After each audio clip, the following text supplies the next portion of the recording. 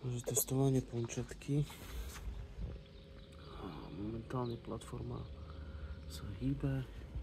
Je to jednoduchý dizajn.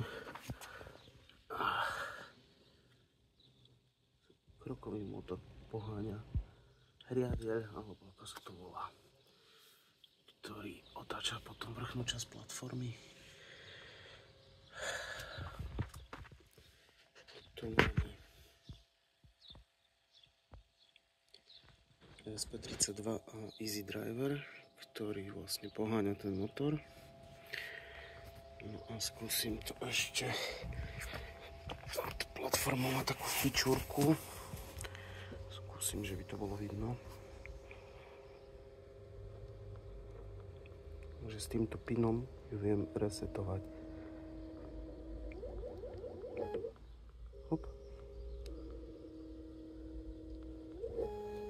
Tak.